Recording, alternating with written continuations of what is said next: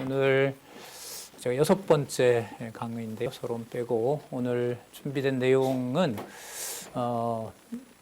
그 387년, 더 구체적으로 313년 밀라노 칙령이라는 게 있어요. 기독교를 허용해 준 겁니다. 공인하면서부터 적어도 1517년, 313년이면 1517년이면 한 1200년 되죠. 1200년 이제 그 시간을 우리가 기독교 국가라고 부르거든요. 유럽 사회를. 거기는 이제 단일 체제인 거예요.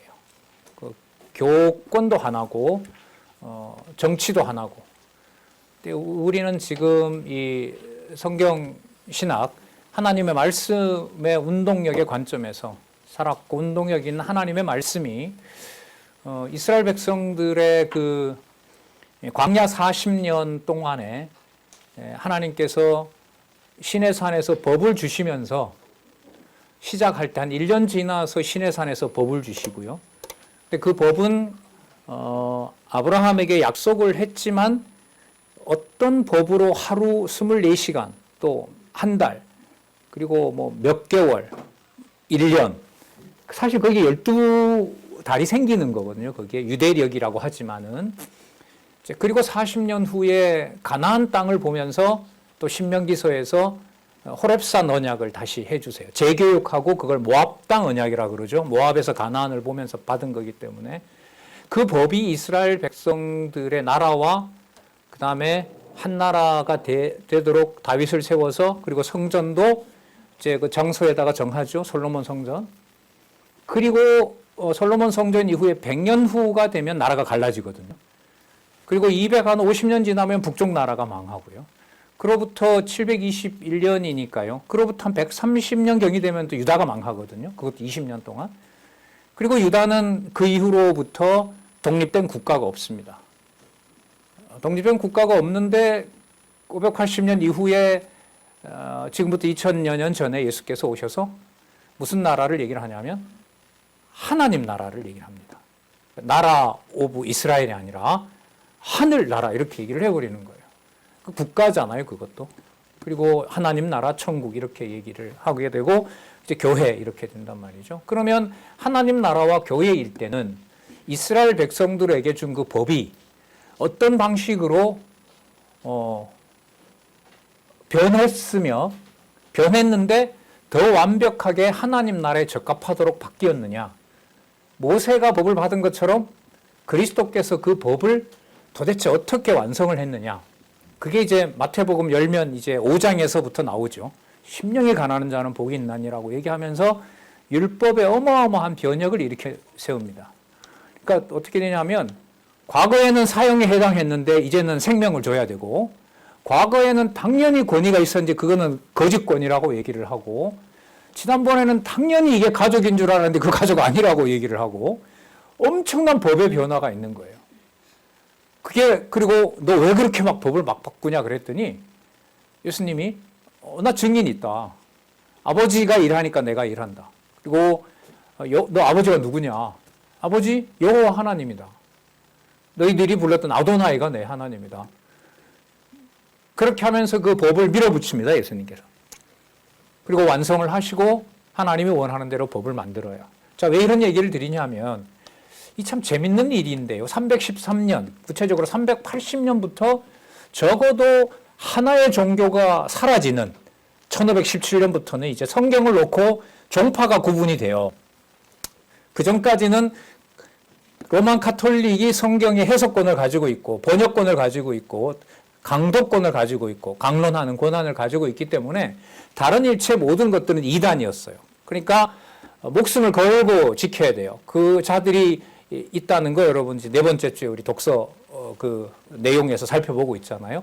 어쨌든 가시적으로 보면 그 로마가 기독교로 국교화된 것이 예수님 오신 다음에 반 이상 한 1200년 지금 1517년 종교개혁 이후는 2017년이 500주년이었으니까 500주년 이후에 올해 66이니까요. 6년이 더 지난 거죠. 그 지금 아직도 제가 이제 종교개혁 그 기념해서 아직도 이제 신문에 쓰고 있는 건데, 그 시간이 지나면서 저게 뭔가 완성이 될 것 같은데 다시 로마 교호를 흉내를 내게 된단 말이죠. 이 기독교 국가들이 뭐 장로교든 감리교든 간에. 그리고 그게 어디까지 영향을 미치냐 하면 성도들의 개인과 가정생활에, 가정교회까지 이게 침투를 하는 거예요.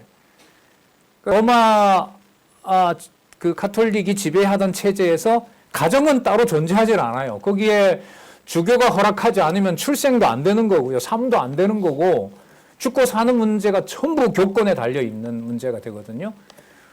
예수님이 오셔서 이 법을 다 세상에 맞는 것으로 바꾼 게 아니라 하늘나라에 맞는 법으로 바꿔놨고, 또 그 법이 성경과 연관이 되는데 그걸 종교개혁 이후로 그 법으로 돌아가는 듯 했는데 다시 또 이게 그 왜곡이 된단 말이죠. 그럼 이 왜곡된 게 저 사람들이 왜곡시켰다냐? 아니면 이제 지금 세계교회사 부제에 해당하는 하나님의 살았고 운동력 있는 말씀의 권위가 그렇게 해가시는 것이냐? 거기에 이제 성경신학은 후자를 강하게 얘기를 하고 있는 거죠. 사람의 책임 정도를 무마시키는 정도가 아니라 가장 의롭다고 한 사람도 가장 불의한 심판을 받을 수 있다라는 걸 지금 저는 말씀을 드리는 거예요. 그러면서 의도가 되게 이제 아주 의도적이죠. 거기에 어떤 누구도 그 말씀의 권위에 대해서 벗어날 수 있는 건 아니다. 이제 그런 관점에서 기독교 역사를 뭐 여러 책을 제가 참고는 하지만 처음에 소개해드렸던 근래에 나온 기독교 3000년사를 보면서 제 관점에 필요하다 싶은 걸 여러분들에게 알려드리는 거예요. 그리고 오늘은 보시면 나오잖아요. 저기 기독교의 로마 국교화 라고 나오는데, 로마는 로마 제국인 거고요. 근데 황제 옆에 보면 는 이렇게 해서 뭐가 된다? 최고 제사장이 돼요. 그러니까 무슨 권한과 왕권과 종교적 권한을 함께 갖는 일이 벌어집니다. 그 배경은 로마에 이미 다신교에서 가장 중요한 게, 고대 영화들 보시면 아시겠지만 왕이 아니에요. 왕은 전쟁하러 다니는 거고요. 모든 민심을 움켜쥐고 모든 기륭 화복이라든지 모든 걸 통솔하는 것은 제사장이 합니다. 제사장이 합니다. 뭐 구약 성경에는 이루 말할 수 없이 많이 나오기도 하고요. 그 느부갓네살 이후에 페르시아 제국이든 특히 헬라 제국, 그럼 로마 제국에서 제사장 없는 제국은 없습니다. 그러니까 정치와 종교가 하나로 될 수밖에 없어요. 그런데 종교와 정치가 하나가 되면 부패뿐만 아니라 더 큰, 예를 들면 살상이라든지 더 큰 규모의 감당할 수 없는 일들이 벌어지는 거죠. 잘 아시는 여러분, 십자군 전쟁 200년 동안 했잖아요. 거기에다가 흑사병까지 와서 유럽의 인구 3분의 1이 죽습니다. 셋 중에 하나를 죽여요. 다 죽습니다. 그로부터 100여 년 후에 종교개혁이 일어나고, 루터 같은 경우에는 성경을 강론했지만은 가장 먼저 했던 일이 그 부인이 간호사였거든요. 그 교회에다가 그거 짓는 거였어요. 병원. 그리고 물 끓여서 그 소독해주고, 패스트 죽어가는 사람 어떻게 할 방법이 없고, 그래서 부인과 함께 죽어가는 사람들, 아니면 예방할 때 그런 일들을 구체적으로 하거든요. 자, 어쨌든 그런 일만 하면 좋죠, 교회가. 근데 그렇지가 않고 오히려 그런 사람들까지 탄압하는 일들이 이제 일어난다는 거죠. 거기에서 우리는 하나님의 섭리가 어떤 것인가, 이제 그걸 또 고민을 해보게 됩니다. 자, 그리고 저기 한번 보시면 황제는 로마 제국의 대제사장, 최고 사제, 라틴어로 폰티펙스 막시무스라고 얘기해요. 막시무스라는 건 많이 쓰이죠. 최고라 이 말입니다. 맥시멈 이런 말이죠. 맥시멈, 최고다 이런 말이에요. 두 번째 보면 폰티펙스 막시무스는 다신교를 신봉했던 고대 로마의 최고 제사장입니다. 그런데 313년 밀라노 칙령이 발표가 되거든요. 저거는 여러분 여러모로 알아둘 필요가 있어요. 313년 밀라노 칙령. 자, 기독교 최고 제사장으로서 자신을 포함한 모든 사람의 매장지를 준비하게 됩니다. 기독교가 국교가 되면서, 기독교가 공인이 되면서 관심 있던 황제들은 가장 첫 번째 해야 될 일이 무덤 만들어 놓는 거예요. 지난 시간에 말씀드렸는데, 누구 옆에 묻혀야 천국 간다고요? 누구 옆에? 이 땅에 공을 많이 세운 사람. 그리고 누구 옆에? 순교자. 순교자 무덤 옆에 묻혀야 돼요. 그래야 천국 가요.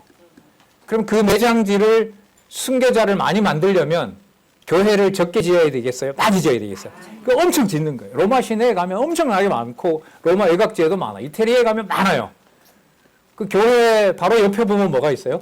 메모리얼 그게 있어요. 네, 매장지가 있죠. 공동묘지가 있어요.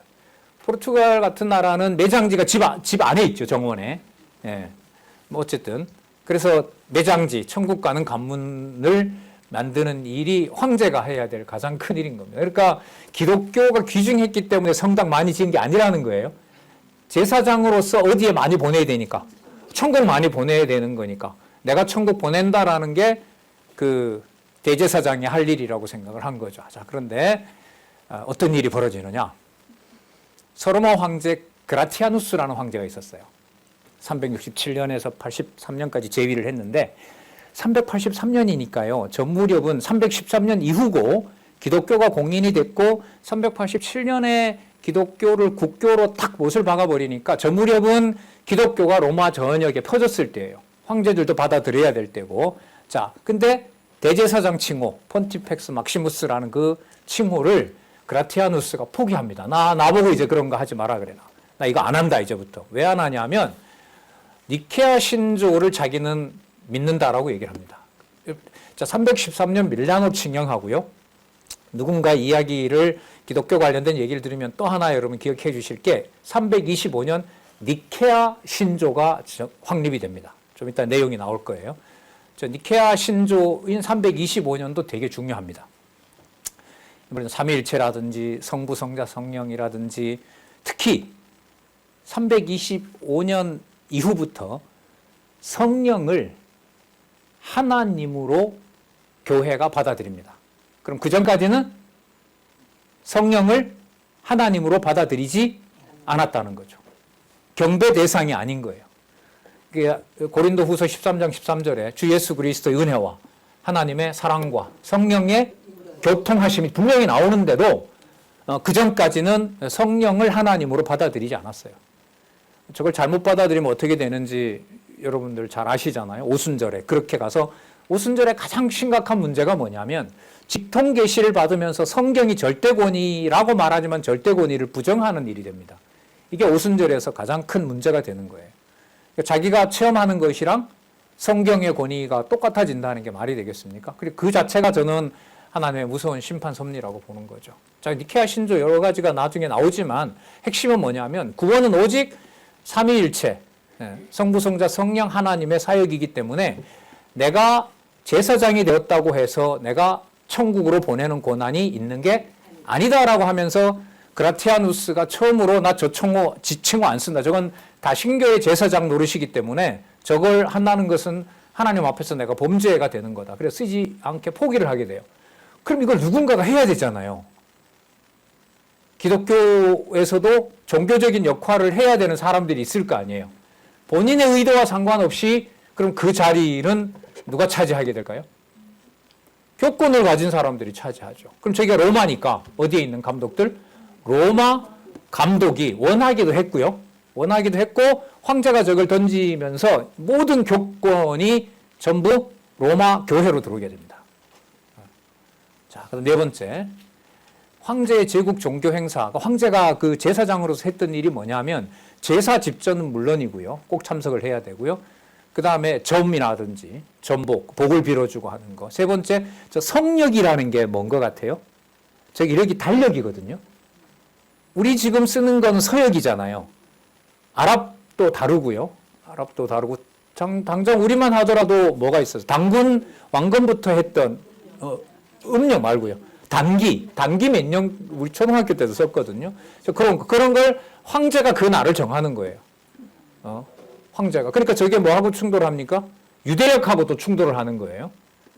유대력하고 충돌을 하게 되고, 그러니까 12월 25일 같으면 로마로 보면은 그게 이제 연 축제가 벌어지는 그 풍요의 신에게 축제하는 날이 되고, 기독교로 말하면 예수님 태어난 날이 되고, 유대인으로 보면 부림절이라고 에스더 때 나아만을 그 나만에서 죽으려고 하다가 에스더가 살린 날이 되고 이 세 가지 종교가 12월 25일 날 겹치는 거죠. 어쨌든 저기에서 이제 성역 관리를 그러니까 황제가 했던 거예요. 다른 거 지키지 마. 그날 오직 예수님 오는 것만 지켜. 근데 그걸 어기면 어떻게 돼요? 황제 명령으로 다 이제 이단자라고 정죄를 해버리는 거죠. 그러니까 오늘은 무슨 날로 지켜. 되게 중요한 거죠, 저런 거. 예. 자, 그 다음에 이제 뭐 신령 관리는 말할 필요도 없고요. 그래서 기독교 운영의 모든 권한은 로만 카톨릭으로 넘어가는 중요한 전환점이 됩니다. 저기 그라티아누스 황제가 나한테 제사장이라는 말 붙이지 마라. 황제가 그 자리를 버렸기 때문에 이게 로만 카톨릭으로 넘어가서 저게 이제 모든 걸 관리가 됩니다. 그러니까 거기에 종교력이 만들어지는 거죠. 개신교가 그 종교력을 따르는 건 아니지만 이 시간이 지날수록 뭐예요? 이게 고정이 되는 거죠. 또 저게 또 교회에 또 헌금을 내는 것하고 또 연관이 되기 때문에 그 날을 일반 날보다가 다른 의미로 부여를 해놓게 되는 폐단이 이제 생기게 되는 겁니다. 자, 그 다음 볼까요? 황제가 포기한 저 자리를 누구든 갖고 싶어 하지 않겠어요? 저거? 황제보다 더 높아질 수 있고 황제를 조종할 수도 있는 자리인데 자, 그래 저것 때문에 저기 보시면은 다마수스 1세와 우르시누스 지도자들이 충돌을 합니다. 그래서 산타 마리아 마조레 성당에서 하루에 137명이 죽입니다. 서로. 뭘 놓고? 예. 제가 지난번 어떤 총회 갔는데 어떤 우리나라 교단 총회장 되려고 하면 40억 내야 됩니다. 지금. 그거보다 좀 더 작은 교단 20억. 그 다음에 14억. 총대가 한 2,000명 되니까요. 2,000명에서 1,000명 정도 500명 이렇게 되니까 적어도 10만 원씩만 생각을 해보세요. 내 표를 얻으려면. 예. 그것도 1년 하기 위해서. 예. 자, 그나마 다행입니다. 저렇게 죽고 죽이지는 않기 때문에. 거기 비리가 드러나면 이제 고소를 하죠. 우리나라에서는. 고소하고 이제. 자, 교황이 되려는 탐욕이 지지자들 간의 충돌을 야기하게 되고요. 저게 로마 시내만 아니라 전역으로 확대돼서 수백 명이 서로 죽고 죽이는 사륙전으로 비화됩니다. 번지게 됩니다. 하나님 심판하신 거예요. 저런 게 보면. 그러니까 서신서 후반부에 봤을 때 교회 지도자들에게 가장 많이 나오는 것 중에 하나가 온유와 인내죠. 온유와 인내. 그거 말씀에 눈이 가려지면 일어날 수밖에 없죠. 그럼 세 번째 보면 저 다마수스가 이기게 되는데 재밌어요. 저 사람이 히브리어와 그리스어, 히브리어는 구약이죠. 그리스어는 헬라 신약 성경이잖아요. 거기 사본을 라틴어 제국의 언어로 다 바꾸도록 명령을 내립니다. 그러니까 대중들이 아직은 번역하더라도 못 읽어요. 대중들에게 접근할 수 있는 번역을 하게 됩니다. 그리고 순교자 기념 성당을 짓습니다. 저거는 무조건 지어야 돼요. 순교자 기념 성당을 많이 지어놔야 제국 사람들이 전부 어디로 가니까 천국 갈 수 있기 때문에. 자, 그리고 제롬이라는 그 신학자를 통해서 전폭적으로 지원을 하고 유럽 라틴어 표준 성경인 여러분 불가타 저건 한번 또 기억해 놓을 만해요. 불가타 성경인데 불가타라는 말은 라틴어도 대중적인 이런 말입니다. 일반 백성도 보는 퍼블릭 이런 뜻이라고 보면 됩니다. 저게 저로부터 16세기가 되면 트리엔트 공의회가 뭐냐면 1517년 개신교가 프로테스탄트라고 규정을 하고 난 다음에 가톨릭에서도 여기에 뭔가 대비하기 위해서 그 공의회를 엽니다. 근데 공의회를 열 때 개혁자들이 성경권이 그러니까 우리도 성경권위에 대해서 우리도 받아들인다라는 것을 발표를 하게 돼요. 그리고 그때 로만 가톨릭의 공식 성경으로 16세기 트리엔트 공의에서 발표하게 됩니다. 저게 왜 중요하냐면 저 성경을 가지고 중세 후반기에 종교개혁자들이 되는 사람들이 저걸 가지고 공부를 한 거예요. 그래서 종교개혁이 일어나기 전에 무슨 일이 있었냐면 이 라틴어 성경 번역을 보는 것보다 원전을 봐야 된다. 그러니까 구약은 히브리어로, 신약은 헬라어로. 그래서 문해부흥가들의 상당수가 로만 가톨릭이 의도적으로 불가타를 왜곡할 수도 있기 때문에 왜곡한 부분이 있어요. 있기는. 제가 신문에다 쓰고 있는데 원전으로 복귀하는 아드 폰테스라 그러는데 원전으로 돌아가라. 그래서 구약은 히브리어로 그 다음에 신약 성경은 헬라어로 읽는 일하고도 관계가 됩니다. 자, 그 다음 네 번째 지하 교회를 이 사람이 정비하게 되고요. 순교자 무덤은 아까 말씀드렸죠. 그래서 이 사람의 공로는 로마를 기독교 순례지로 살아서 천국 가기 위해서 한 번은 갔다 와야 되는. 그 루터가 거기 가서 그 로마 베드로 성당에 무릎을 꿇고 기어 올라가잖아요. 전부 지금도 여러분 그 정도는 아니지만 순례지에 가서 꼭 그렇게 이제 한데 그 일을 해놓은 사람이 저 사람이라고 보면 됩니다. 수백 명이 죽은 그 다음에 일어난 일입니다. 자, 그 다음 보겠습니다. 자, 여기 보면 테오도시우스 1세의 테살로니카 칙령이 나오는데 347, 395니까요. 자, 또 테살로니카 칙령이 뭐냐면 그 데살로니가를 말하는 거예요. 거기에서 그 시민들이 황제의 불만을 품고 그 반란을 일으킵니다. 근데 그때 황제가 싹 죽여버려요. 그 사람들을. 거기에 대해서 어거스틴의 스승이라고 하는 바로 그 암브로시우스라고 있어요. 그 사람이 밀라노의 감독이었는데 황제에게 명령을 합니다. 그러니까 아까 황제가 대제사장직을 포기하고 나니까 황제는 황제일 뿐인 거고요. 종교적인 일에 대해서는 로마의 총감독. 그런데 당시에 로마 감독은 힘이 없었고요. 북부에 있는 밀라노에 있는 암브로시우스, 아우구스티누스의 스승이라고 하죠. 이 사람의 권한이 강력합니다. 그 아버지가 스페인이라든지 포르투갈 지배를 했던 거의 왕급에 해당하는 권력자였기 때문에 그 권력을 유지하지 않고 장관이나 이런 자리를 포기하고 밀라노 감독이 돼요. 이게 로마 카톨릭의 교황 정치로 이어지는데 아주 중요한 사건이 됩니다. 만약에 저기서 교황을 능가하는 권력을 가지고 암브로시우스가 다시 황제가 만약에 됐다면은 교황 체제는 성립할 수가 없어요. 이 사람이 밀라노의 감독이 됩니다. 수도도 거의 밀라노가 되고요. 자, 그래서 황제에게 명령을 하는데, 자, 1번에 보시면 이런 그 로마의 성시화 프로젝트 아까 살펴봤었죠. 그런 일들을 이렇게 평가를 해요. 그들은 초기 기독교 로마에는 실제로 별 것 없는 것들에 많은 것을 세세하게 덧붙여 그 장소들을 중요하게 만들었다. 로마가 기독교인들이 한번 태어나면 뭐 해야 되는? 순례해야 되는 그런 걸로 만들어 놨다는 거죠. 그 다음에 두 번째 보면 테살로니가 칙령이라고 있는데 다음과 같은 것을 공언합니다. 로마 제국의 공인 종교는 기독교밖에 없다. 그리고 모든 로마 시인은 니케아 신조를 따라야 된다. 자, 그럼 니케아 신조를 볼게요. 아까 몇 년이라 그랬었죠? 325년. 이거 한번 기억해 둘 만해요. 니케아 신조 핵심은 뭐냐면 한 분 하나님의 세입격. 저걸 우리가 뭐라 부르죠? 삼위일체라 그러죠. 요즘 개혁교회는 그냥 일체라는 말은 안 써요. 좀 부담이 되기 때문에 삼위 하나님 이렇게 부르는데 한 분 하나님의 세입격. 본성은 한 분이시고 위격은 성부, 성자, 성령이다. 그 다음에 성자 예수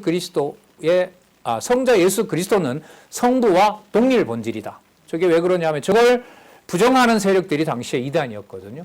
예수님은 아들일 뿐이지 아버지와 본성이 같이 않다. 그럼 나를 본 자는 아버지를 보았다. 이런 게 이제 위반이 되는 거죠. 그래서 성자 예수 그리스도와 성부는 동일 본질이다. 본성은 신성이다. 두 분 다. 그 다음에 예수 그리스도의 동정녀 탄생 받아들인다. 그 다음에 예수 그리스도는 참 신이며 참 인간이다. 강조할 부분이 있는데요. 이 땅에 육의 몸을 가지고 온 분이다. 이건 요한 2서 3서에 몸을 가지고 이 땅에 온 그리스도를 부정하면 뭐가 된다 그러죠? 저 그리스도가 되기 때문에 그걸 의식한 겁니다. 자, 문제는 이 몸을 누가 관리하냐는 거예요. 이 땅에 몸을 가지고 있고 신령한 산제사를 드릴 때 하나님 앞에 바른 예배 생활을 하는지 안 하는지를 누가 알고 있을까요? 내가 알까요? 권사님들이 저를 잘 봐주면 저분은 박 목사는 하나님 앞에 생활 잘해. 그게 될까요? 안 되죠. 하나님만 아시죠. 하나님만 아시는 거죠. 여러분 하나님만 아시는 게 좋아요. 적어도 어떤 한 분은 그분이 얘기를 잘해주면 좋아요.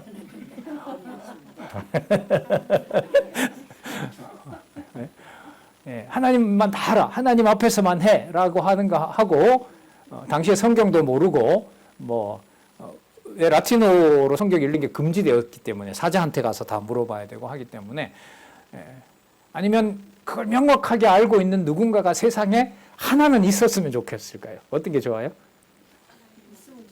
있으면 좋죠. 그럴 수밖에 없어요. 성경을 못 보니까.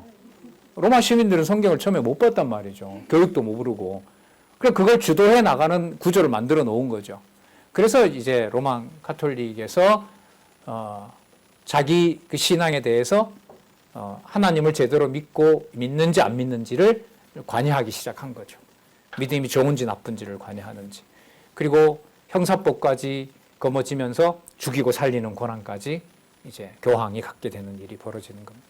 자, 니케아 신조는 어쨌든 지금도 개혁교회가 받아들이고 있는 것으로 이어집니다. 그래서 얼마 전에 니케아 신조가 325년이니까요. 한 달 전에 제가 학회에 가서 논평도 하고 했는데 니케아 신조 1700주년 기념 그 학술대회를 신학회에서 했습니다. 그만큼 니케아 신조의 저 핵심은 지금도 유지를 하려고 합니다. 그리고 개혁신학자들은 저걸 다 따르고 있고요. 이제 성경신학에서는 저기에 대해서 이제 명제를 뒷받침하는 근거가 뭐냐? 이제 이렇게 질문을 해들어가면서 이제 논의를 해가야 되겠죠. 그건 이제 교리사나 이런 시간에 또 하도록 하겠습니다. 네 번째, 재밌는 일이 벌어집니다. 승리의 여신상 철폐 논란이 일어나게 되는데, 당시까지 니케아 신조, 그 테살로니가 칙령이 발표가 됐는데도 원로원에서 회의를 할 때는 그게 수백 년 동안의 전통인지라 원로원 회의가 개최되기 전에 예배를 봐야 되는데 이게 아직 무슨 예배 형식이 만들어진 거 아니에요. 그러다 보니 뭘 하느냐. 과거에 대제사장이 했던 방식대로 여신상 앞에서 제사를 드려야 되는 거예요. 제사를. 그러니까 저기 중에 보면 원로원들 중에 대부분은 뭐냐면 기독교인인 거예요. 자, 그래서 원로원 회의 때 그 꾸리아 울리아라는 건물 안에 여신상에게, 승리의 여신상에게 분향을 합니다. 승리의 여신상, 나이키일 거예요. 저거 아마 나이키. 신발 나이키가 승리의 여신이라는 뜻이잖아요. 그게. 자, 다섯 번째 보면 알타이르 빅토리아의 철거 반대자가 있었는데 철폐하자 이러니까 철폐하자 그러는데 이게 반대하는 사람이 있었어요. 저기 원로원 회원이자 기독교인이었던 신마쿠스라는 사람이 이렇게 항소를 합니다. 이의를 제기합니다. 황제에게 로마의 전통 신앙과 기독교의 공존에 대한 탄원서를 제출합니다. 하나님을 숭배하지만 이것도 섬겨도 되지 않느냐. 나더라. 이건 우리 전통이고 원로원이 모든 회의를 객관적으로 하고자 할 때 우리가 했던 전통이 아니냐. 자, 그런데 이때 이걸 반대한 자가 있었는데 바로 저기 나온 암브로시우스예요. 암브로시우스가 어거스틴의 스승입니다. 당시 고난이 컸기 때문에 황제가 말을 안 들을 수가 없어요. 암브로시우스 말을 듣고 철폐를 해버립니다. 그래서 이걸 뭐로 보느냐. 원로원 중심의 공화국 체제가 저 사건으로 모든 게 끝나게 됩니다. 그리고 국가 권력은 일단 황제에게 가고요. 그 황제에 관련된 모든 종교적 권한은 누가 갖고? 로마의 감독이 갖는. 저게 이제 밀라노에 있다가 이제 로마 감독으로 오면서 교황 체제가 이제 견고하게 수립이 됩니다. 자, 그다음 볼게요. 황제 권력에 대한 교권의 견제 한번 볼게요. 자, 여기 보시면요. 첫 번째, 하나님의 진짜 대지자로 자청하는 세력들이 아까 황제가 대제사장직을 거부함으로써 욕심을 내는 자들이 있었는데 누구냐면 원로원과 원로원과 귀족 출신의 정치가들이었어요. 황제를 따라가는 걸로 다 보장은 안 돼요. 그런데 보니 감독들일 때는 황제에게 대해서 권한을 행사할 수 있거든요. 마음에 안 들었을 때. 그러니까 황제의 탄압을 받던 원로원과 귀족들이 대거로 어디로 들어가게 될까요? 교직으로, 교회와 관련된 일로 직분을 다 바꿉니다. 그래서 저 인구가 처음에 4, 5세기에 교황들 출신으로 보면 거의 다 귀족들하고 또 바로 원로원에 있었던 정치가들이었어요. 그래서 처음에 제가 책들을 읽을 때 이 사람들이 재산을 이걸 어디서 모았지? 이 감독들이. 근데 보니까 출신 성분들이 바로 그 황제와 같이 정치를 하던. 근데 보니까 황제 권한보다가 감독의 권한이 더 큰 거란 말이죠.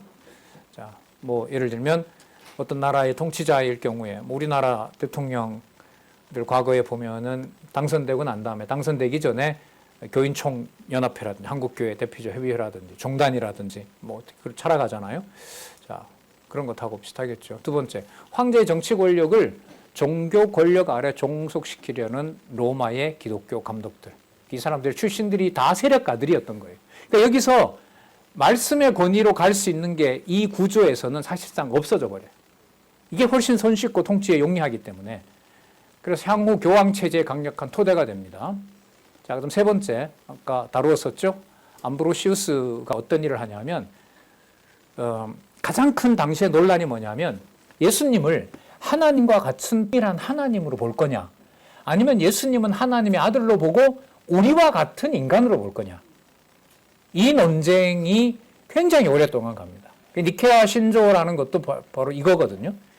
그걸 마태, 마가, 누가, 요한의 그 순서가 여러분들 얼마나 이게 역사적으로 중요한지 모릅니다. 저는 바르트 강의할 때도 제가 말씀을 드렸는데, 왜 마태복음이 순서로 보면 요한복음이 먼저 나와서 태초에 말씀이 있느니라. 이거 얼마나 좋아요. 순서로 보면 태초가 나오고 그다음 구약도 나오고 신약도 나오고. 그런데 아시는 것처럼 뭐가 제일 먼저 나와 있죠? 마태복음 그 3직 직임과 관련된 게 나오죠. 아브라함과 다윗의 자손 예수 그리스도의 세계라. 마가복음 1장 1절 하나님의 아들 예수 그리스도에 관한 복음의 시작이라. 이렇게 나와. 누가복음 데오빌로 각하에게 이런 상세한 일을 고한다.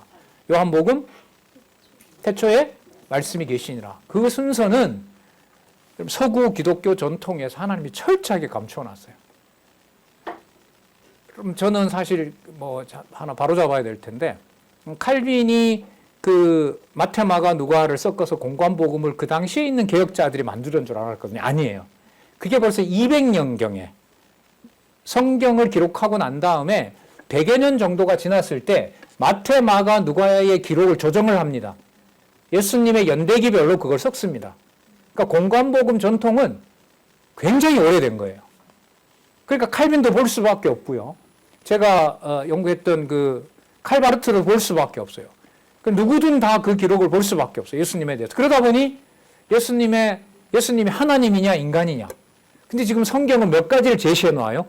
4가지를 제시해 놓거든. 제가 나중에 발표할 건데 이거는 신학에서 이건 엄청난 일입니다. 이건 진짜 기절할 일인 거예요. 제가 어떤 신학 교수를 만나고 해도 다 조직 신학 교수들이지만 뭐 성경 신학 교수들도 마찬가지인데 마테마가 누가 요한의 순서가 가지고 있는 논리적 통일성이 어떻게 되느냐 한 사람도 대답을 못하죠. 제가 처음에 제시하면서 성경 신학 박용기 목사님의 주장을 너무 전면에 앞세우니까 그게 부담이 돼서 학회에 불러주지도 않고 하다가 올해는 논평도 하라 그러고 모르겠습니다. 계속 활동을 하면서 뭐 전하는 게 제 목적이니까요. 자, 그런 문제가 있습니다. 자, 어쨌든 좀 샜는데요. 다시 돌아와서 보면 세 번째, 이 밀라노 총감독이었던 암브로시우스가 이걸 정리를 합니다. 예수님은 하나님과 동일한 본성을 가진 신이다. 이게 니케아 신조거든요. 그렇지 않다. 예수님은 우리와 소통하시고 우리의 모든 고통을 함께 하신 그분은 하나님의 아들이다. 아들이라고 해야 누구와 가까워져요? 아버지가 낳은 아들이라고 해야 우리하고 가까워지죠. 이걸 떨칠 수 없는 거예요. 이걸 증명을 하지 않는 이상은.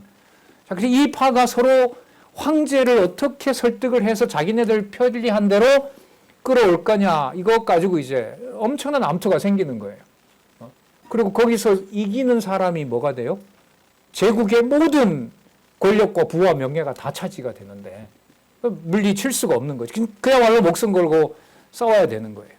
자, 네 번째 보면 여기서 그런 파들을 암브로시우스가 자기가 가지고 있는 권한과 권력을 다 사용해서 전부 다 제압합니다. 누구까지? 황제들이 누구 편에 들려고 하는 것까지 찾아내서 다 없애버립니다. 그 다음 남은 건 뭐예요? 자기가 황제가 되면 돼요. 근데 이 사람이 4번에 황제 자리를 원하지 않고 영적 권력의 수장인 교회 총감독이 됩니다. 교황체제가 생긴 건 아닌데 이게 4세기 말이거든요. 이 이후로 로마의 교회는 로마 카톨릭은 바로 교황 체제에 확실한 움직일 수 없는 마련이 됩니다. 이 사람이. 그러니까 암브로시우스 이러면 어거스틴의 스승이 이 정도로 알고 있는데 그 이상으로 하나님의 심판이 임한 역사였다. 저는 이렇게 평가를 합니다. 자, 그 다음 볼까요?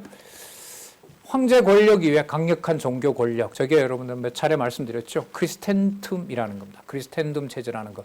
한국어로 번역을 하면 기독교 국가. 서구 기독교 역사를 지배해왔던 나라.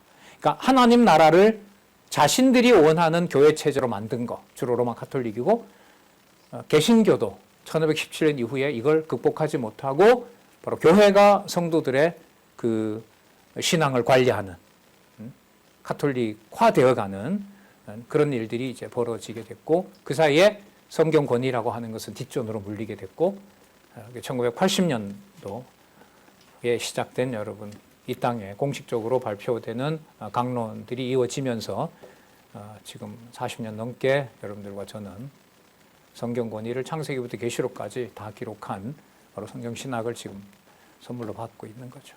어느 정도로 암브로시우스가 강력했냐면 서로마는 이미 기울어 가고 있고요. 이제 동방 황제가 있는데 데오두시우스 1세에게 명령을 내립니다. 저 데오두시우스가 얼마나 강력한 황제냐면 기독교를 국교로 만들고요. 모든 로마에 있는 모든 그 기존에 있었던 건물들을 전부 성당으로 바꿔놓고요. 교회로 바꿔놓고 이게 수백 개죠. 제국 전체에 있었던 거. 거기에서는 전부 다 이제 기독교식으로 의식을 드리라고 하는 그걸 실천했던 왕이에요. 근데 이보다가 암브로시우스가 권력이 더 강했어요. 자, 첫 번째 어떤 명령을 내리냐면 메소포타미아에서 그리스도인들의 폭력으로 회당을 잃은 유대인들이 불쌍하기 때문에 저 동방 황제이기 때문에 예루살렘에 대한 애착이 있었죠. 유대인들에게 하려고 보상을 다 하려고 했어요. 기독교인들이 유대인들에게 폭력을 가하는 건 뭐냐면 기독교가 공인되기 전에는 로마 권력과 유대교가 같이 기독교를 탄압했어요. 그건 이미 사도행전에도 나오죠. 거기 보면 유대인들과 로마가 같이 예수님을 죽인 것처럼 탄압을 했거든요. 그런데 이게 313년 공인이 되면서 로마군에게 합세해서 기독교를 탄압하던 유대교인들은 이제 타깃이 되는 거예요.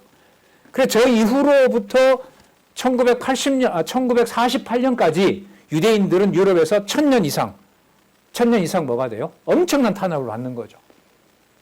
그야말로 이방인의 때를 위해서 진짜 하나님께서 무서운 역사를 펼치는 거거든요. 그런데 이걸 제일 먼저 유대인들에 대한 보호를 철회하도록 한 사람이 누구냐면 어거스틴의 스승이라고 하는 암브로시우스예요. 유대인 도와주려고 했던 보상 하지 마라. 저들은 그야말로 죄인들이고 기독교인들을 탄압했던 자들이고 해서 취소하라고 그랬습니다. 두 번째, 테살로니가 폭동 당시에 이 황제가 분란스러우니까 가서 전부 다 그 경기장에다 모아놓고 대량 학살을 시키거든요. 자기의 어떤 권력에 대해서 그 도전했기 때문에 자 거기에 대해서 주민 학살에 대해서 회개하라.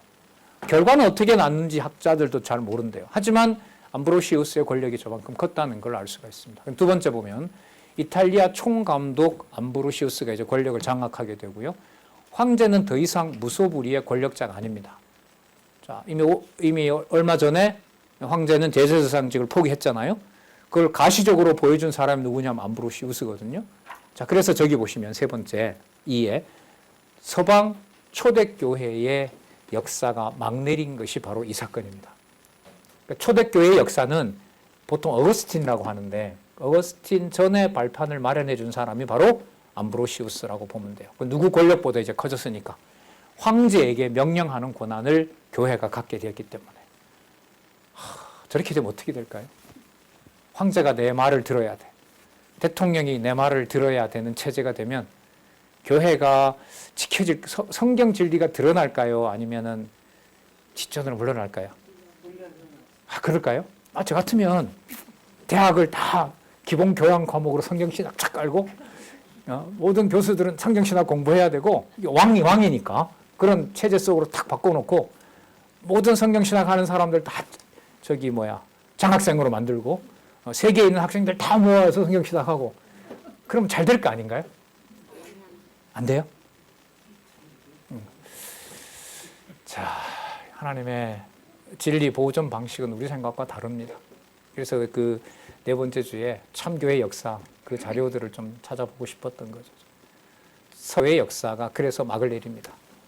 그러니까 더 이상 세상에 있던 권력 위에 그 권력은 사라지고 종교 권력이 중심을 차지하는. 그래서 보시면 교황 중심 체제에 로마 카톨릭 시대로 넘어가게 됩니다. 그래서 저기 어거스틴과 암브로시우스를 비판하는 사람들은 굉장히 혹독하게 비판합니다. 제가 그 책을 읽어봤잖아요. 그러니까 서구가 이렇게 망가지고 기독교가 타락할 수밖에 없고 전쟁을 부리고 한 그 모든 일, 그리고 전쟁을 해도 된다라는 말을 어거스틴이 처음 합니다. 거룩한 전쟁이 있다고 그럽니다. 십자군 전쟁의 정당성도 어거스틴이 인정해 준 꼴이 되는 거예요. 그래서 혹독하게 비판합니다. 그 질문을 제가 2달 전에 가서 했거든요. 어거스틴이 문제가 이런 게 있다. 개혁교회의 예정론이라든지 은총론에 대한 기여도 있지만, 근데 그 한 분이 굉장히 순간 반발을 하더라고요. 왜 그런 면을 얘기하느냐. 어거스틴은 더 해놓은 게 많지 않느냐. 해놓은 게 많다는 것과 그 사람이 신학적으로 잘못한 거는 다른 문제다, 그건. 나는 이 부분, 근데 이 주장을 장로교 출신의 개혁파가 왜 못 받아들이냐면요. 이걸 지적하는 사람이 바로 침례교의 신학자들입니다. 그 침례교는 칼빈 당시부터 그 세례를 다시 받아야 된다고 하는 사람들, 또 물에 들어가야 된다는 사람들이 침례파들이잖아요. 그 사람들을 칼빈부터 시작해서 그 이후로 100여 년 이상으로 엄청난 탄압을 합니다. 그 로만 카톨릭의 어느 정도로 얘기를 하냐면 로만 카톨릭의 화형 방식이 개혁교회에 의해서 침례교 신자들 되는 것으로 바뀌었을 뿐이다. 이렇게 할 정도로 개혁교회 전통에 대해서 그 침례교는 지금도 반발심이 많습니다. 네. 어쨌든 그런 걸로 이제 넘어가는 일이 되고요. 자, 맥클로크가 이렇게 비판을 해요. 이 암브로시우스에 대해서 세상을 향한 하나님의 계획의 정점이고 황금시대 비판적인 거예요. 로마의 교권이 뭐가 되는 황제 권력보다 커진 황금시대의 시작이다. 그렇게 비판적으로 얘기를 합니다. 그러니까 기독교 국가가 완성된 거죠. 저 이후로부터. 그 다음 볼게요. 자, 그 제자가 아우구스티누스인데 아우구스티누스의 신학 중에서도 재밌는 일이 있는데 제가 봤을 때 재밌는 일 같아요. 원죄론. 여러분, 저 사람이 서방신학자인데 로마 가톨릭의 신학을 주도해 바탕을 이룬 사람인데 동방신학, 동방정교회에는 원죄 개념이 없어요. 그러니까 어떤 거냐면 동방 그 신학은 원래 착한데, 원래 깨끗한데 흠이 났어요. 그러니까 그 흠을 잘 닦으면 뭐가 되냐면 아담에게 줬던 본래의 그 자유의지가 살아나기도 하고 타락으로 인해서 그 좀 이렇게 흠결이 생긴 그 영혼도 회복될 수 있다고 봐요. 동방정교회의 신학적으로 가장 큰 문제는 거기에는 위로부터 물려받았던 흠은 있지만 아담으로부터 원은 없다, 원죄는 없다. 그러니까 우리는 근본 죄인입니다라는 고백을 동방교회에서는 하지 않습니다. 하지만 이제 지금 기독교가 동방정교회, 러시아나 이쪽으로 많이 가면서 제가 봤을 때 흔들리는 게 뭐냐면 원죄론이에요. 그래서 원죄론을 20세기에 가장 저걸 철저하게 다룬 사람이 칼 바르트거든요. 근데 이 칼 바르트를 서방 신학자들도 좋아하고 동방 신학자들도 좋아해요. 근데 동방 신학자들이 걸리는 게 뭐냐면 아우구스티누스가 말했던 저기 원죄론이에요. 근데 이 칼 바르트가 강력한 이유가 아우구스티누스보다가 원죄론을 더 강하게 얘기합니다. 그러니까 뭔가 인간이 손을 댈 수도 없고 저건 반드시 그리스도의 은혜로 십자가로만 접근이 되는 거지 원죄에 대해서는 서방신학이 철저하지 못했다. 칼빈도 여기에 철저하지 못했다. 칼빈 이후에도 철저하지 못했다. 왜냐하면 여지를 열어놓고 죄는 마치 우리가 뭔가를 하면 극복할 수 있는 것으로 얘기했는데 그걸 처음으로 얘기한 사람이 한편으로 보면 원죄를 아우구스티누스도 얘기했지만 그걸 관리하면 되는 것처럼 오해를 불러일으키는 원인도 아우구스티누스가 해놓았다. 그래서 양면을 비판을 하고 있는 거예요. 자, 두 번째에 보면 그래서 처음에 이 죄 때문에 고민을 해서 이 아우구스티누스가 유학 중에 이 죄 문제에 대해서 고민을 하다가 문제는 이걸 먼저 풀어야 된다라고 해서 유학을 포기하고 고향으로 돌아옵니다. 지금 알제리의 북부인데 거기 고향인데 거기 와서 수도원을 만듭니다. 나와 같이 고민하는 사람들 거기서 이 문제를 풀어가자고. 근데 풀릴 수가 없는 거죠. 그래 다시 유학을 갑니다. 당시에 카르타고가 이제 그 대학들이 많았는데 거기 가서 수사학 제일 먼저. 수사학은 저건 출세 보증수표입니다. 이런 말하면 무슨 과일까요? 말 잘해서 먹고 사는 거. 저 법학과 로스쿨이에요. 당시에. 저기 나오면 이제 권력도 줄 수 있고. 자, 그다음 세 번째 보면 세상에 왜 악이 존재하는 걸까? 인간은 왜 이렇게 고통스러운 삶을 살아야 되는가? 그런데 이걸 찾기 위해서 저기 보시면 세상을 선과 악의 영원한 투쟁으로 보는 영지주의의 종교죠. 마니교에 9년 동안 심취합니다. 저 때는 진짜 뭔가 좀 풀어보려고 이 세상은 선과 악의 투쟁의 역사다. 그럼 저걸 어떻게 극복하느냐? 그래서 마니교에 가서 이제 그걸 극복한다고 했는데 보니까 이제 맞질 않는 거죠. 오류도 있고. 그래서 거기에서 나오게 됩니다. 그리고 이제 암브로시우스를 만나고 또 거기서 이제 배운 학문적인 어떤 내용을 통해서 성경에 접근하게 되고 뭐 기록에 의하면 로마서 5장 12절인가요? 거기에 우연히 음탕하게 또 방탕하게 살지 말고 오직 주 예수 그리스도만 의지하라 이제 그 말씀을 듣고 이제 돌아왔다 이런 말도 있습니다. 자, 근데 그 당시에 아우구스티누스는 라틴 문학에 비해서 성경은 조잡한 문서다. 그러니까 20대 후반이거든요. 20대 초반입니다. 저 때까지도 기독교에서 말하는 하나님 말씀에 대한 그 권위 이런 것과는 전혀 상관이 없던 인물이었어요. 그런데 이제 성경을 보면서 그리고 구약을 거의 모릅니다. 아우구스티누스가. 히브리어도 몰랐고요. 그런데 예정론을 얘기했고 은총을 얘기하고 예정론 얘기하면 은총이 나올 수밖에 없죠. 하지만 여기서도 교리사할 때 다루었던 것 같은데 문제가 뭐냐면 내가 하나님의 은총을 받은 택한 백성은 어떻게 알아요? 그렇지 않아요? 전 예정론을 믿습니다. 이러면 제가 예정된 자인 줄 아는 건가요? 아니죠. 그럼 그걸 어떻게 아냐는 거죠. 믿음으로 나만 알아요. 그럼 다 각자 나도 안다 이러면 어떻게 돼요? 그 누가 판별을 합니까? 우리는 누가 판별하나요? 성경신학에서는? 제가 창세전 하나님의 자녀임을 고백합니다. 아, 집사님도 고백해요? 저도 고백해요. 우리 신앙이 같네요. 그렇게 돼요? 자, 이것도 마찬가지예요. 누가 이걸 좀 선명하게 해결해 주면 좋겠죠. 그죠? 예. 네. 교회가 해요. 로마 교회가 합니다. 그 주교가 하고요. 마지막에 이제 교황이 합니다. 그래서 천국 보내고 지옥 보내고 우리나라 옛날에 있었던 그 김수환 추기경 같은 경우에 그 80년대 로마 교황청에서는 전극을 했거든요. 근데 김수환 추기경은 학생들 막 경찰들한테 끌려가고 하니까 그 교회에다가 명동성당에 피순시켜줬거든요. 그 교황청 말을 안 들었어요. 그래서 죽고 난 다음에 김수환 추기경을 천국으로 보내야 되는데 교황청에 사인이 안 떨어져요. 그리고 이게 전통입니다. 너 왜 전통을 어기냐는 거지. 지금 베드로로부터 이게 지금 1, 2년도 아니고 거의 1000년 넘게 지켜왔던 그 권한을 너 왜 무시하냐는 거죠. 그래서 이게 한국 사람들이 엄청 반발을 하니까 몇 년 후에인가요? 와서 김수환 추기경 이제 천국으로 보낸다. 웃기는데 웃길 수 없는 게 아까 말한 예정론과 같아요. 예정론 믿어요? 그럼 천국 가시겠네요? 근데 그걸 어떻게 알아요? 물으면. 금방 막히는 거예요, 이게. 그 당시에는 또 성경을 누구나 다 볼 수 있었던 것도 아니고. 진짜 그러니까 예정론은 이런 면에서 보면 안 꺼내느니 못한 거죠. 왜 다 더 뭐 하니까? 더 혼란스러워지니까. 근데 이게 종교개혁 시대 때 가서 이제 뭐가 번역이 되면서 성경이 번역되면서 이걸 하나님 앞에서 얻는 확신으로 성령께서 이렇게 하신다라는 걸로 이제 누구나 다 읽게 되는 거예요. 엄청난 사건인 거죠. 모든 미디어를 통해서 언제라도 모든 말씀이 지금 퍼지는 그것도 그런 맥락이라고 좀 봅니다. 자, 그 다음 볼게요. 마지막 볼게요.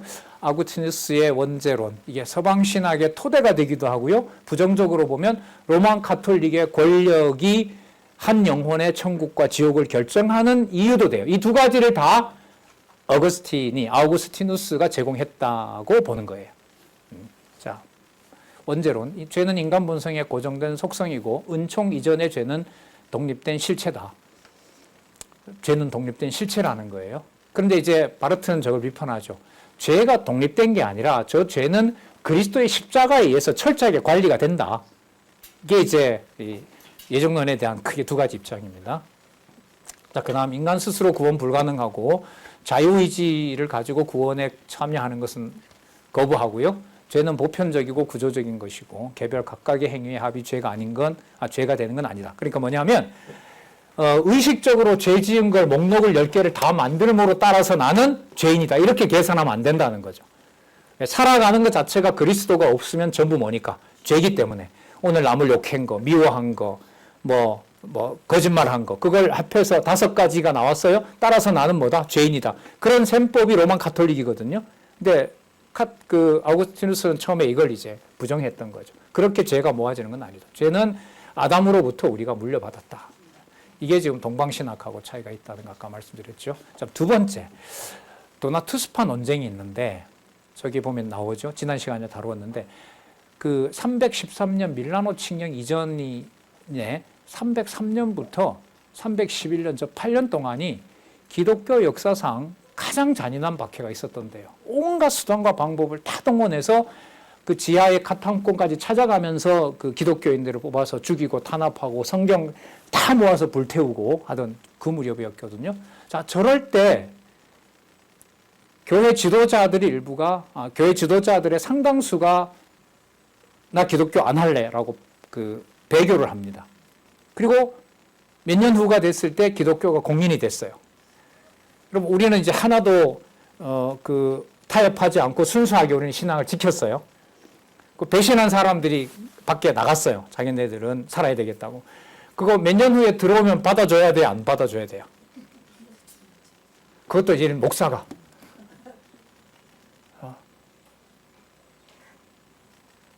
자, 거기 견뎌낸 사람들은 이제 주장을 합니다. 향후 모든 교회의 성찬 세례식에 배신하고 가서 돌아온 사람들은 일체 권한을 주면 안 된다. 우리는 안 주겠다. 그 사람들이 도나투스파예요. 저게 우리나라에 똑같은 일이 벌어지잖아요. 신사참배 하지 않았던 사람들이 신사참배를 했던 사람들이 돌아왔어요. 받아줄 수가 없다. 여러분 이른바 고신파하고 또 갈라지는 계기가 되잖아요. 그 일이 똑같이 벌어졌어요. 벌써 오래전에 벌어진 거죠. 세 번째, 아우구스티누스가 이걸 정리를 합니다. 교회란 순수한 공동체 모임이 아니라 하나의 거룩한 가톨릭, 여러분 가톨릭은 로만 가톨릭이 아니라 저 가톨릭은 소문자 가톨릭인데 가톨릭은 뭐냐 하면 흑인, 백인, 출생 상관없이 누구나 다 그런 의미예요. 자, 그러니까 하나의 거룩하고 보편적인 교회가 교회의 본질이며 순수하다기보다 순수하기 위해 노력하고 갈망하는 교회가 교회의 진짜입니다. 그러니까 죄인들이 뭐 받기 위해서? 구원받기 위해서 애쓰는 데인 거지 거기에 완전한 사람들이 다 모여 있는 데가 아니다. 죄인이 오는 곳이다. 이렇게 딱 해버렸어요. 맞아요? 틀려요? 틀려요? 네. 자, 그 다음 성례의 유효성은 성례를 하느냐에 달려있는 것이 아니라 성례는 그리스도가 하나님께서 마지막에는 선택하기 때문에 성직자가 타락했더라도 성례를 행해도 된다. 왜? 타락한 성직자가 성례를 행해도 마지막 은혜를 줄지 안 줄지는 누가 결정하니까? 하나님 결정하니까. 말 돼요, 안 돼요? 그 사람이 천국 보내는 게 아니고 그 사람은 예수 그리스도가 먹고 마시고 당신의 몸과 피를 기념하라고 해서 알려준 거니까 최종 판단은 하나님이 한다. 따라서 배신했던 자도 돌아와서 뭐 할 수 있다? 성례할 수 있다.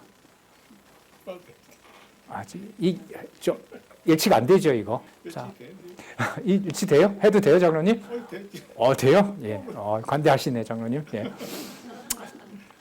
자, 교회가 인정한 성직자의 모든 성례 집회는 유효하다. 저기 답이 나오죠. 어디가? 교회가 누가 주관하는? 감독이 주관하는 교회가 예정론이든 은총이든 범죄에 대한 것이든 전부 뭐가 한다? 교회가 한다. 이게 어거스틴의 극과 극인 거예요. 예정론으로 은혜 얘기하면서도 예정론을 관리하고 은총을 관리하는 것은 어디가? 교회가. 예, 그 다음요. 단가보다 30분에 5분만 더 할게요. 자, 아우구스티누스 이후에 서방교회가 교회의 권력의 절대화를 이야기하게 됩니다. 자, 교회는 아까 그랬죠. 완전하지 않은 사람들로 구성된 공동체이고요. 오직 하나님의 은혜 아래 있어야 되고, 기독교 신앙의 핵심은 사랑과 용서로 박해중 신앙 포기자에게도 용서와 회개의 기회를 줘야 하고, 엄격한 정결 요구는 오히려 기독교의 근본 정신이 어긋난다. 그러니까 금욕과 이런 걸 너무 지나치게 말하는 것은 자기의가 된다. 그런데 마지막에 가서 그 자기의인지 아닌지를 누가 검토한다? 교회가. 이게 근본적인 오류가 되는 거죠. 심각한 오류가 되죠. 그럼 두 번째, 제국 권력하의 아우구스티누스파 정제는 교회 통일성을 저기서부터요.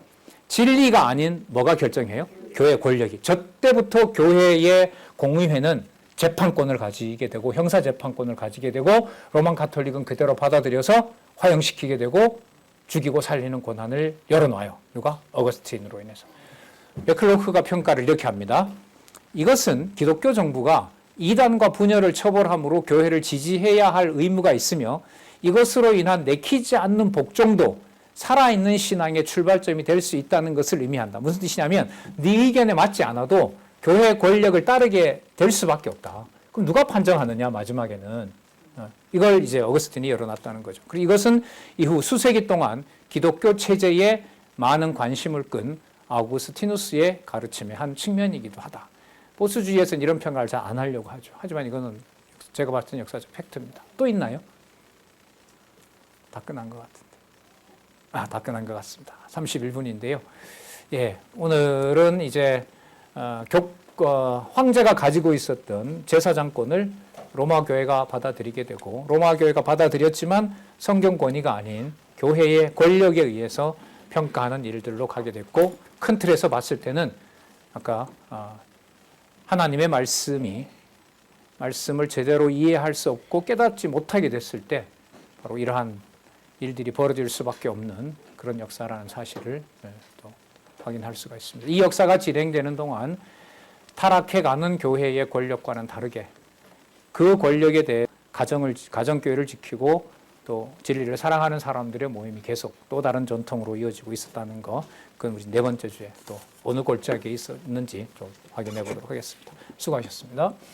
기도하겠습니다. 하나님 아버지 감사합니다. 역사적으로 여러 사건들을 볼 때 진리를 앞에 놓고 또 말씀을 가까이 두고 하나님을 섬기고 또 주 예수 그리스도의 통치를 만을 의지할 수 있도록 인도해 주셔서 너무나 감사드립니다. 귀한 우리의 믿음의 선후배 또 동력자들 오직 하나님 말씀에서 떠나지 않도록 하나님이 지켜주시옵소서. 순간이라도 그 말씀 전하고 또한 강조하지만 함께 해주시지 않으면 어떤 일이 벌어지는지 우리가 잠시 살펴봤습니다. 저희들을 보호해 주시고 오직 진리만, 그리스도만, 여호와 하나님만 바라보며 가는 귀한 신앙이 될 수 있도록 지켜주옵소서. 예수님의 이름으로 아멘.